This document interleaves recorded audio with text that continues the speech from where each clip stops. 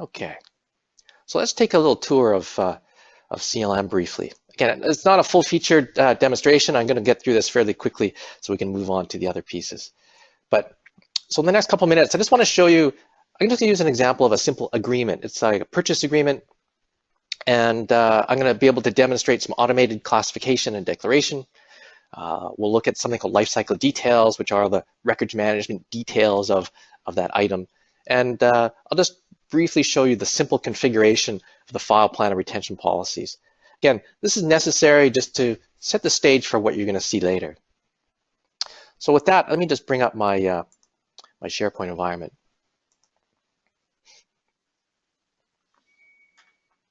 Okay.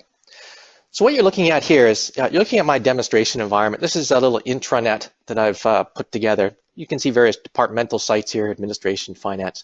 We're going to get into HR a little later. And in this particular example, you know, this is just an intranet environment. From an end user perspective, end users don't really see a lot of Collabware CLM. They see SharePoint, and Collabware CLM kind of watches what's going on behind the scenes and does things to the content. There's another site when CLM installs as a service application in your SharePoint environment, and it will set up something called a record center site. And this is where all the configuration happens. I'll just show this briefly. This is, end users don't see this. This is what records managers see and the people that support them. And this is where all the configuration happens, where you set up your record categories, set up your policies and rules, stuff like that. So that's most of the UI for what we're looking at. But if we go back to the end user experience, so in this example, what I'm going to do is I'm going to be a contracts manager, and I'm working with a purchase agreement.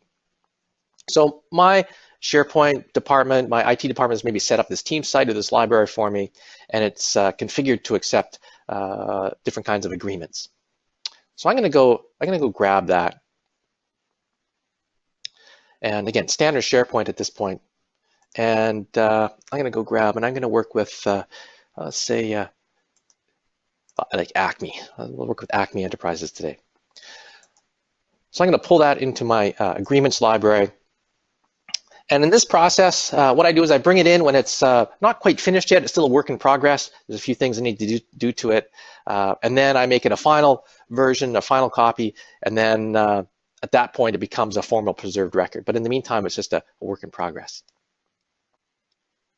The first CLM related thing that you're going to see is, in this case, SharePoint is recognized. This is an agreement. I've done a little bit of information architecture ahead of time to say for agreements, I want this kind of metadata associated with agreements. And so that's what's been set up. So the first thing that you recognize that's CLM related is this thing called record classification. Now, most records management solutions are going to have a place where users can type or put their records classification code. And this is really your link to your hierarchical file plan and any of the retention policies or anything associated with that file plan. So we can see that CLM has already recognized that this is an agreement, and it's actually classified it to a certain place in the file plan. If we pop out, we can take a look at that. I should point out that this is the entire SharePoint environment, and everything is running off my laptop, and sometimes there's a little lag. So here we can see just a representation of the file plan. And CLM knows that without any additional information, without any agreement types or other kinds of metadata, it doesn't really know what's there yet. So it's done the best that it could, and it classified it against this area called the 410.01 general. And we have a rule that says that. It turns out that purchase agreements actually belong somewhere else. They belong up in this other area of financial management. They have a different retention period, different kinds of policies that apply to them, and they also have a different Office of Primary Responsibility to manage and be responsible for them.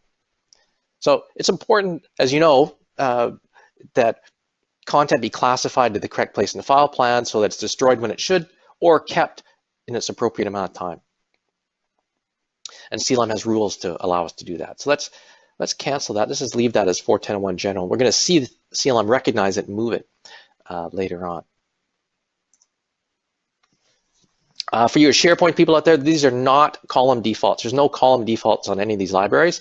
This is all CLM rules looking at this, interpreting the content, and then applying the record classification that meets those rules. So I'm just going to complete my my process, my business process. I'm going to add some business data, which is an agreement type. In this case, it's a purchase agreement. I'm going to, I'm not going to give it a date just yet. I'm going to set it to review. Again, it's sort of like a work in progress, and I'm going to save it. And this will add the content to my agreement library. And we'll see it's added in here. It's great. And when we take a look at, let me just refresh that. When we take a look, I've got the record classification field showing in this view, and you can see over to the right-hand side that CLM was already recognized with additional metadata that this belongs somewhere else. And it's actually moved it from that 410.01 general area to purchase agreements. Automated record classification. Let's take a look behind the scenes and see what's going on. From an end user perspective, the other thing that they see that's Collabware CLM related is this button up on the ribbon called Lifecycle Details. So let's just click on that. And what we can see here, these are all the details related to records management on this item. There's a lot of stuff going on here, but we see a couple of things. We see that CLM has assigned a global unique identifier to this. This guarantees uniqueness across your entire SharePoint farm and environment. We use that for your URLs so that it can follow that document wherever it goes in your environment. We have the full audit that takes place on every activity that occurs in SharePoint. So the date and time, who initiated it, what the action was. In this case, it's just a new document. It shows not a lot of activity. And here back, we can see the details. CLM has recognized that it belongs to a certain category, and we've been able to classify it. And because we've been able to do that, we consider this a potential record. So it's not an active record yet, it's potential because it's met the criteria. It hasn't met the criteria to become a formal preserved record, but we've got a classification for it. And when it does become a record, we know what the retention schedule will be. This area down here is also where we can see what the schedule is going to be. In this example, we have a combination of a two-phased retention schedule. The first phase being in place, second phase being a move from in place to the SharePoint Record Center. It's a different site. And in this case, it's going to trigger that based on the effective date. So this is just a custom metadata date field that we have on our content. You can trigger by declare dates and whatnot. And we'll see in our scan capture solution, we've got a bunch of different content with different retention schedules and different triggers. So you see that whole variety will come up in our scan capture example. So we can see it'll stay in place for a year, and after that year, it's going to move to the Record Center where it will stay for 5 fiscal years, and then it'll be destroyed. So, but we're not scheduled yet because we don't have an effective date on our content. Let's just complete our scenario here. So I have a purchase agreement. I now have word that things are good to go, so I'm just going to edit my properties on that, and I'm going to change some metadata values. I'm going to give it a date, and I'm just going to change the status to executed. Again, this is just my example. I mean, your particular situation, your particular information architecture is going to be different than this. This is just an example to demonstrate the concepts of automated classification and declaration. So we'll just save that. And in my example, I have versioning turned on. Not a lot of, I shouldn't say not a lot. Some customers use versioning, some customers do not. So you can trigger what I'm going to show you just based on metadata values, or you can do it based on a combination of metadata and publishing features. So CLM is going to want me to just check this in. I'm going to check it in and publish a major version. And when I've set the status to executed, I publish a major version. Those are the criteria to make this a formal preserved record. And if I just refresh that, if we just watch up here in the word icon, now we see a little lock added to that. So CLM has recognized that the criteria to become a formal preserved record is met. It has now made this an active record and has made it immutable, which means that we are unable to update or change the metadata or do any changes of that nature. It's allocated to the correct spot in the file plan automatically. And now we have the retention schedule scheduled and dates for those because we now have the proper information available on our metadata fields. So from an end user perspective, what's going on there, right? Simple, seamless, and transparent. All I needed to do is add my purchase agreement in, add business data that I know about, which is an agreement type and date and status. And behind the scenes, CLM took care of the rest. It automatically classified it to the correct place in the file plan, assigned the proper retention period, and it also declared it at the right time based on the user's business process. So pretty cool. Let's take a look just briefly behind the scenes, what kind of configurations needed to make all that happen? Well, it's not a whole lot. So I'll just pop to the records management area, our lifecycle management and configuration. We can see the file plan builder here. We've got our hierarchical file plan structure. Here's where we have purchase agreements, 210.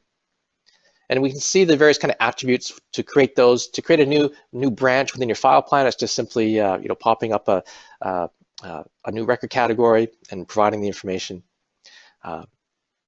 For in-place records management, for record center records management, each record category is allocated a repository. So you can create a repository for each individual branch of your file plan. And when we say record center, this is where those documents go. And you could access them through here, or those documents are also available through SharePoint Search if users have the right kind of access for that. Here we can see the mapping of some metadata values to these fields. Here's where we say purchase agreement that we use in our content rules. And here's where we see the compliance policy, the agreement finance. So let's go look at the finance policy itself. Again, pretty straightforward right now. We've got some content rules that we can add to our policy. And if we take a look at these rules, it's just simply pick up a logic rule that we've got set up. Look for this content type with these values in its metadata. Bring them in just through a drop-down list. Tell CLM what you want to do when that's met. Do you want to declare this right away? Do you want to do it manually? Do you want to do it delayed? Do you want to trigger that whether it's published or on all things? So again, all simple drop-down things. You do not need programmers or developers to make these happen or to set these policies on individual libraries. You manage it in one place and it applies everywhere. Let me just pop over to the categories again, just before we leave this scenario. When we talk about the next scenario, the scan capture piece, we're going to be working with HR. And so this is just an example of where we have the kind of file codes and the file structure that we have for the HR example. We're going to be actually coming in. I just want to position for our next example, but we're going to have some things allocated to this 320 category. We're going to have some other things allocated to different areas here. And 320's got some, I just want to make sure this is brought up and empty. Sure. Awesome. Okay, so what did we see with Collabware CLM? Well, I think you'll agree, a simple, seamless, and transparent end user experience. Users didn't even need to know that records management was going on. So let's move on. And let's take a look at some scan capture stuff. So how does CLM, so that's great. We can add a document in and it comes under the correct compliance control, and that's great.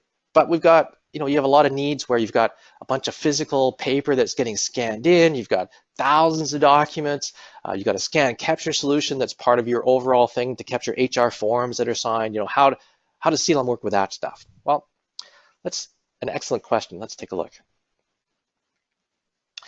So in this example, what I've got is, I've got really two packages of scanned documents. I think there's about 18 documents and I don't know, 40 some pages of documents that have all been scanned and are in a big TIFF file. And there's really two employees in there, John and Marcus, and each package contains, there's some time off requests, some performance appraisals, some serious health condition reports, some payroll related forms. So a whole bunch of different stuff there. And again, a scan capture solution is often used to digitize these paper forms And I'm not going to go over all the options for scan capture or show you all the features, but I'm just going to show you how you can get that into SharePoint. Now, with all these different forms, the interesting thing with all these is they actually have all sorts of different retention policies for those. So our compliance policies for these are time off requests are based on the declared date plus 2 years. But serious health conditions, you know what? We're supposed to keep those for 3 years, and we're supposed to keep them in the record center. We don't want to leave them on our collaboration site. Performance appraisals, on the other hand, well, you know, we keep those 3 years after they've been terminated. So we've got an event-based disposition there. So the whole idea is that you could have a big bundle of scanned content, and all that content could have different rules, different kinds of content types implied, and we're going to see how we can pull that together and have all that happen nice and seamlessly. The scan capture process has a lot of steps, right? There's going to be a lot going on to get a stack of paper divided up into their separate documents with meaningful metadata. But a proper scan capture solution can make things easy. So you start with a big stack of paper documents, you get them scanned. So I've already done that. I won't go through and bore you with making the scanning noise. And in our example, you know, we've got 2 bundles, one for each employee, and each bundle has a bunch of different documents with different retention policies, as we saw. So for today's demonstration, we'll start at the point where the scanned images are on some sort of network share. And then I'm going to use PSIGEN capture for the demonstration today. And what it has to do is it has to actually import the files from the scanner or the file share. Then it has to do something called classify. It has to figure out what kind of documents are in there, and then do some OCR scanning to then extract the content. Really pull out the meaningful metadata, you know, index it, pull out the metadata we care about, and really, you know, describe that document. And then finally, once it has all that stuff together, it has to migrate those documents to SharePoint with the desired extracted metadata and put them in the appropriate spot based on their content types. Once you actually get in SharePoint, then Collabware CLM is going to get hold of it. And we're going to classify the content to the correct place in the file plan. Right? We're going to declare the content a record if the criteria to become a formal preserved record has been met. And in this case, these are some paper records, so they're already records, and we want them to be declared as soon as they get added into the environment. We're going to determine where they're supposed to be declared records, whether they're in place or in the record center. And we're going to start the clock ticking on some of the disposition if needed. So depending on it, if it's event-based, that if the events happen, that's great. Then we'll start the clock to tick. If not, then the clock will not start ticking. And then finally, based on those rules, we'll disposition content that's completed its life cycle. So those could either be destroyed, made permanent, or transferred. In our example today, I don't have a time machine to show you the the destruction processes. So we're just going to go to the point where everything gets classified and declared and put in the right spot. So, and the interesting thing is that all this stuff at the bottom, you're not going to need to lift a finger to make that happen. So let's take a look and see what's going to go on. Let me bring up my environment again. So first, let's get just positioned in my demo environment for this. So I can pop over to my HR area, and I've got a library I've just called the scan drop-off library. The scan capture solution can put things in different libraries, you know, when it migrates, but for the sake of this demonstration, I've just had it throw everything, all the content types, all the variety of stuff into this one area. So just to make it easier to see. So I have that right there. And the other thing I want to bring up is, here's my employee files. This is inside the record center. And you can see there's nothing here. Right now, there's nothing in my scan drop-off library either. So I just want to position those for the future. So now I'm going to bring up my PSIGEN capture solution. So in this particular case, the first step that I want to do is, so this is PSIGEN capture is a desktop software. And the first thing I want to do is actually go and bring up those scanned images that we've got going on. And to do that, the first thing that happens is it asks me to, you know, pick a particular profile. So what kind of configuration profile they want to have. Now this was set up ahead of time. This really describes, what am I looking for in the content? What types of documents am I looking for? What types of metadata I'm looking for? So that's something that gets kind of configured for you. And it really doesn't change once it's set up unless you have new forms or new content that's being pulled in, or you've got different kinds of values that are going on. So I'm not going to go through the details of how you set up that configuration, but suffice to say, it's all set up to recognize a number of HR forms. So I'm just going to pick that one. And it's going to ask me to go find some documents to bring into my environment. So I'm going to do that. So I've got a couple here.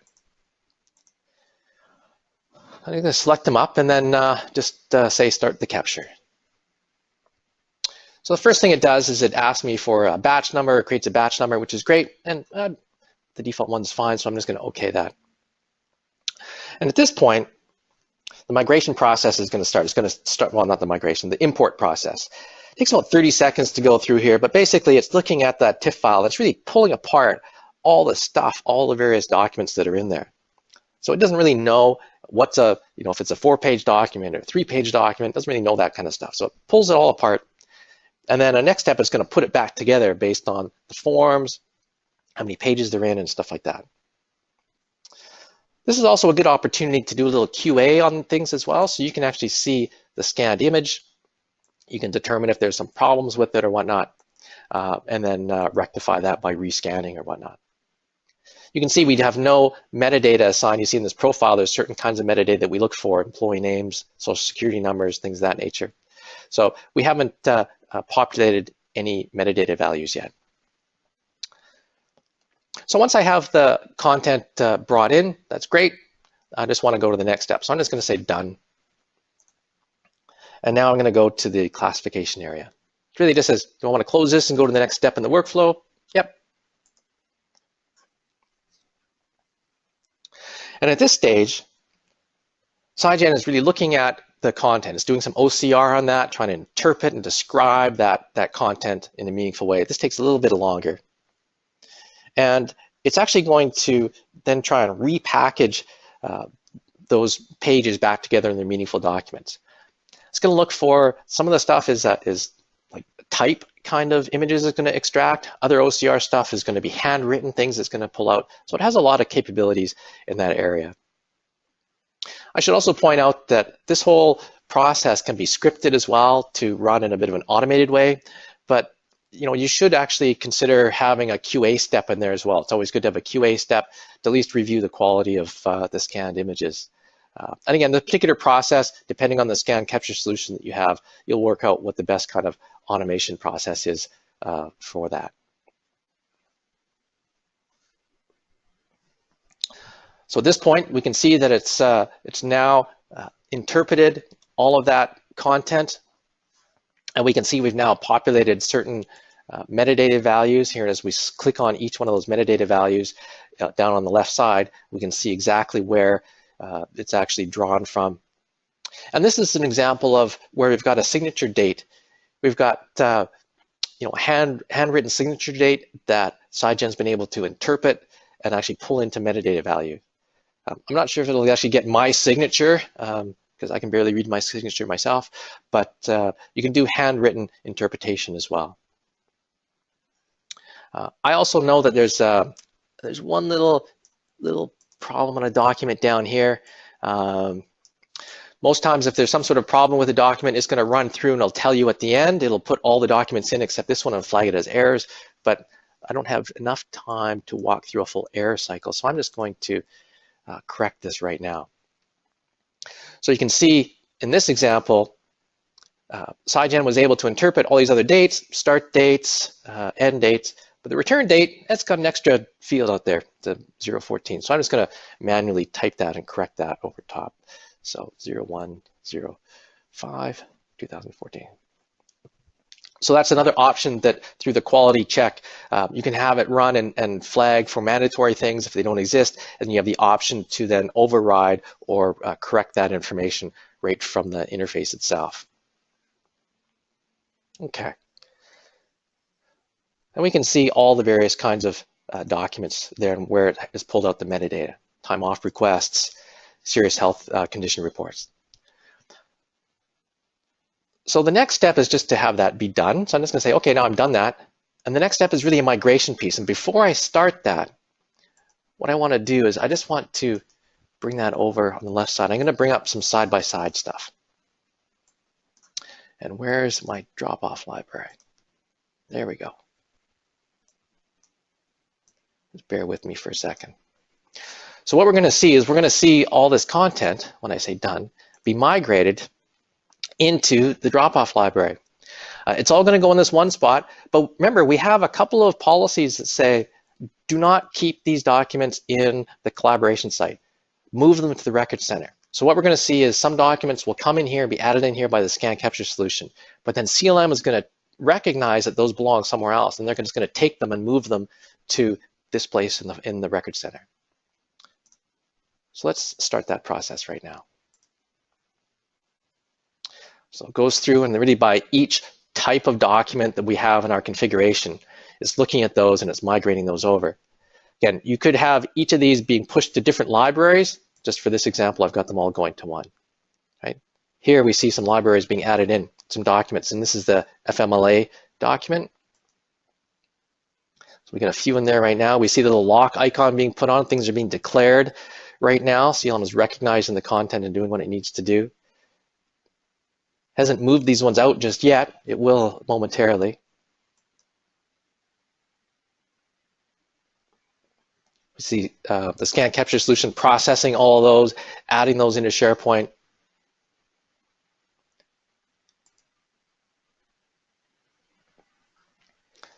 And then when this just finishes up, then we'll bring full screen.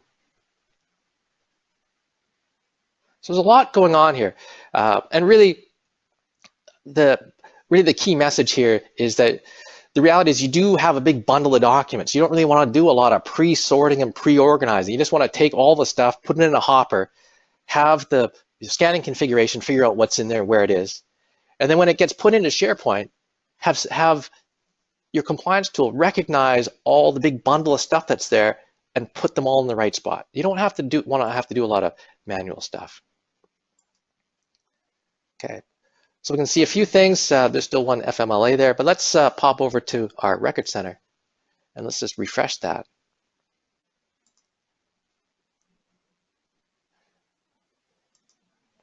Where's our employee files? Oh, it's pending records. What are we doing? And let's expand that so we can all see it a little bit better. So we can see that content was added into a drop-off library. CLM recognized based on its rules that this kind of content needed to be moved, so it automatically moved it to the record center right away. Here we can see there's a certain kind of policy for the FMLA stuff. Let's take a look at lifecycle details. Lifecycle details is kept based on the record declared date plus 3 years. It's all been made an active record, immutable. It is now under the proper compliance control policy, and it's going to be destroyed in 3 years according to this policy. We have performance appraisals that are in the same place in the file plan. They're under employee files as well. But let's take a look at their details. Again, active record, immutable, but they have a different policy. CLM can provide different policies based on your content, even if it's in the same record category. You don't have to, you're not limited by like a one-to-one match. So recognize that these are performance appraisals, and performance appraisals have a completely different retention policy based on a termination event and not a declared date. Let's go back to the drop-off library itself. So I hope that's not too small, but we can see, right? We've got some naming that's happened. Again, this is part of the configuration in your scan capture. You can configure how you want to structure the name of the document. In this case, it was using a date, the form type, and the employee name. But it's pushed out, it's recognized and added to a particular content type. It's allocated things to the correct place in the file plan. Here we can see, some content was allocated to 320 employees, others was allocated to the R9 or time off request sections or payroll files. We've extracted employee name metadata or social security number as appropriate. Some of these content types don't have medical providers, some do. So all that stuff's been automatically extracted and pulled out. So that's pretty amazing if you really think about what's gone on there. Let's just sort of sum up and take a look at what happened. If we really had about 18 documents all scanned together in a bunch, big bunch of paper documents, right? So how many mouse clicks did it take to get those scans imported, separated, tagged, and loaded into SharePoint? There was maybe 6 clicks. And how many mouse clicks to actually bring all those documents under the proper compliance control? 0. Right? Your specific situation is going to be a bit different. But I think this really shows you what's possible. And you know what? I think that's pretty cool. So let's just sum up. Again, we got about a minute to go. I apologize for the little extra time. So what did we talk about today? Well, hygiene is a set of practices performed for the preservation of health. Just like your personal health, your information requires hygiene, and starting with a healthy information lifestyle will help prevent future problems from occurring. Implement retention and disposition policies from the start. Don't let your SharePoint environment become a digital landfill you have to clean up later on. With SharePoint as your foundation and complemented with a few best-of-breed solutions, you can achieve full enterprise content management program. Compared with traditional standalone solutions from IBM, ENC, and OpenText, enterprise content management using SharePoint will give you greater value because the license cost for best-of-breed approach is going to be less than the cost of traditional solutions, licensing, and infrastructure and hardware. You can also avoid costly specialized resources and really focus your IT resources on SharePoint technologies. You can provide more flexibility. SharePoint is a platform that you can build on. And if you need specialized workflow or integration with an enterprise, an ERP, then you can do that with SharePoint. And it also provides increased compliance by using an environment that people are already using for collaboration and information sharing. You reduce training needs, you automatically bring content under the correct compliance control, and it is simple, seamless, and transparent to the end user. And the end result is increased overall compliance and reduced risk for your organization. As long as there are meaningful content types and metadata, Collabware CLM looks for the right conditions and automatically applies the correct compliance policies. Start with Collabware CLM managing retention and disposition policies, and then add in the other ECM components as your business priorities dictate. Oh, and did I say 0 clicks to bring your content under policy control, your proper policy control policies?